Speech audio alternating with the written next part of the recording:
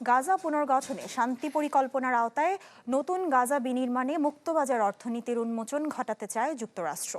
এর অংশ হিসেবে নতুন গাজা বিনির্মাণে মহাপরিকল্পনা প্রকাশ করেছে দেশটি। এ লক্ষ্যে যুদ্ধবিধ্বস্ত গাজায় নির্মিত হবে সুউচ্চ ভবন, বিমানবন্দর, ডেটা সেন্টার সহ বিভিন্ন ভবন। এসবই হবে হামাসের সম্পূর্ণ নিরস্ত্রীকরণের পর। তবে এই পরিকল্পনা বাস্তবায়ন হলে মুছে যেতে পারে গাজাবাসীর নিজস্বতা, শঙ্কা বিশেষজ্ঞদের। নতুন বাংলাদেশ গড়তে এলো জুলফিকার স্টিল। জুলফিকার স্টিল, ইস্পাত দৃঢ় অঙ্গীকার।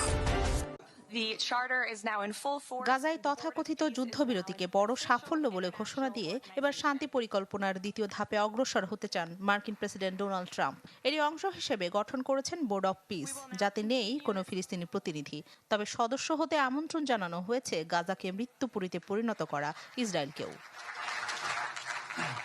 এ নিয়ে বিশ্বে যখন সমালোচনার ঝড়, তখন গাজা পুনর্গঠনে নিউ গাজা উন্নয়ন পরিকল্পনা নিয়ে বিশ্ব দরবারে হাজির বোর্ড অব পিসের নির্বাহী সদস্য ও ট্রাম্পের জামাতা জ্যারেড কুশনার। গাজা পুনর্গঠন পরিকল্পনার আওতায় উপত্যকাটিকে নতুনভাবে সাজাতে চান ট্রাম্প, যাতে উপকূলে গড়ে তোলা হবে সুউচ্চ ভবন, ব্যবসায়িক জেলা ও ডাটা সেন্টার।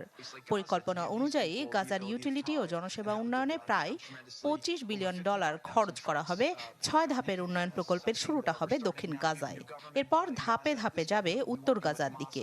নিউ রাফা প্রকল্পে 1 লাখ আবাসন ইউনিট নির্মাণ করা হবে। থাকবে 2 শতাধিক শিক্ষাকেন্দ্র, 75টি চিকিৎসা কেন্দ্র ও 180টি সাংস্কৃতিক, ধর্মীয় ও কারিগরি কেন্দ্র।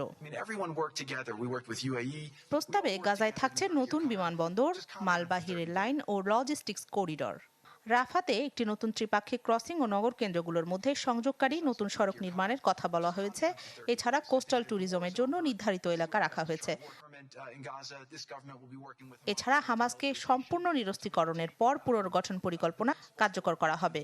নতুন ফিলিস্তিনি পুলিশ বাহিনীর মাধ্যমে ধাপে ধাপে চলবে নিরস্ত্রীকরণ কার্যক্রম। এক্ষেত্রে হামাস সদস্যদের সাধারণ ক্ষমা, সমাজে পুনরায় অন্তর্ভুক্তি ও নিরাপদে চলে যাওয়ার সুযোগ দেওয়া হবে। নিরস্ত্রীকরণ শেষ হলে ইসরায়েলি সেনারা গাজার চারপাশে একটি নিরাপত্তা বলয়ে সরে যাবে। বিশেষজ্ঞরা বলছেন, এই পরিকল্পনার মাধ্যমে মূলত গাজাবাসীর নিজস্ব পরিচয়, ঐতিহ্য ও সামাজিক কাঠামো মুছে ফেলা হবে। উপত্যকায় গড়ে তোলা শিল্পাঞ্চলে কাজ করার জন্য তাদেরকে সস্তা শ্রমিকে পরিণত করা হবে। আর পর্যটনের নামে উপকূলীয় এলাকাগুলোকে কিছু নির্দিষ্ট গোষ্ঠীর জন্য একচেটিয়া ব্যবসার কেন্দ্র হিসেবে গড়ে তোলা হবে। রাখি জেসমিন, চ্যানেল 24।